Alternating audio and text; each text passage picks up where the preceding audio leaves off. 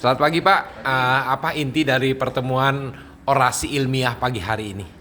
Ya, jadi intinya secara apa, Bu Ari sini lah.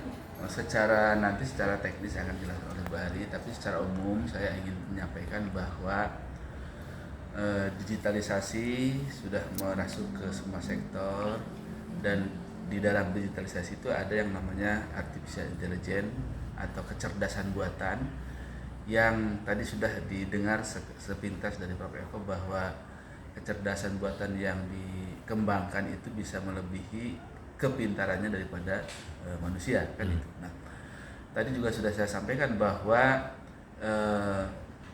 dengan kecerdasan buatan ini kita akan lebih mempermudah lika-liku kehidupan kita. Jadi apa yang sulit menjadi mudah, apa yang jauh menjadi dekat, apa yang rumit menjadi simpel.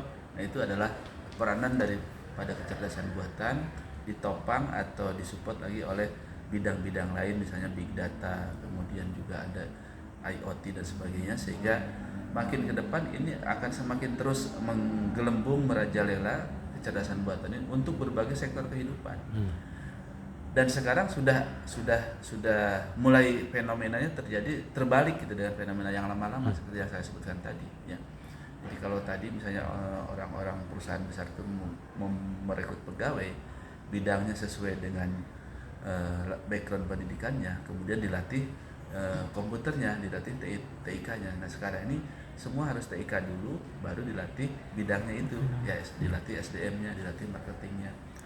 Kemudian juga di industri-industri TIK yang cukup besar, yang katakanlah tadi ada satu merek misalnya Axio, kemudian juga Huawei yang saya tahu itu, ternyata mereka itu tidak hanya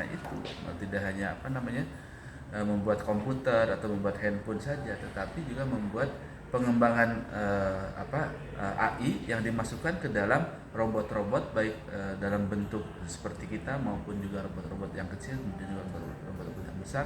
Ini akan menggantikan posisi-posisi kita yang notabene nanti akan menjadi kurang di dalam pekerjaan-pekerjaan tertentu, tapi pekerjaan-pekerjaan yang berhubungan dengan IT, berhubungan dengan AI, berhubungan dengan big data, berhubungan dengan security, itu berhubungan dengan coding, itu akan semakin banyak.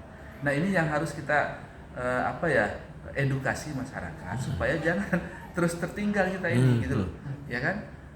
Masa masih milih-milih program-program lain gitu, baru nanti kita pakai lagi itu lagi. Nah, jadi saya yang perlu teman-teman Bapak Ibu wartawan membantu mengedukasi masyarakat bahwa sekarang ini udah zamannya itu loh, jangan sampai salahnya anak-anak kita itu gitu.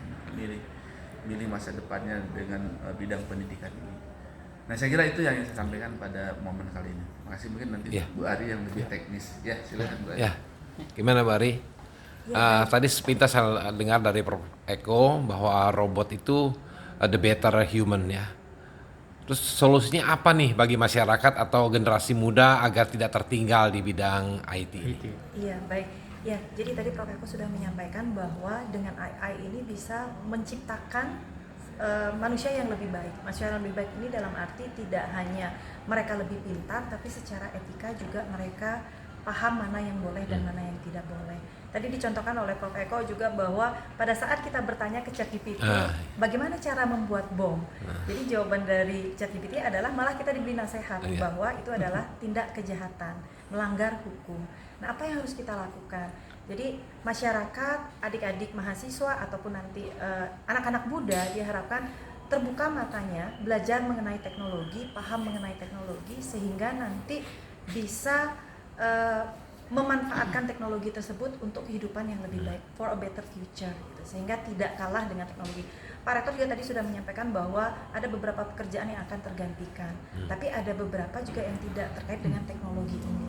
Nah, ini yang penting. Jadi saya sendiri juga mengajak masyarakat yang masih muda yang ingin berkuliah, jadi Istiqomah Bali menyediakan jurusan-jurusan program studi di bidang teknologi informasi.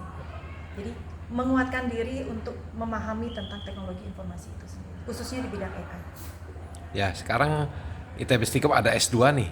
Iya, betul. Di bidang S2. apa nih spesialisasi? Sistem informasi. Jadi S2 yang sudah dibuka dari 2022 kemarin, izinnya sudah keluar. Kita membuka magister untuk sistem informasi dan nanti setelah lulus akan mendapatkan gelar magister komputer. Ya, terima kasih. Oke.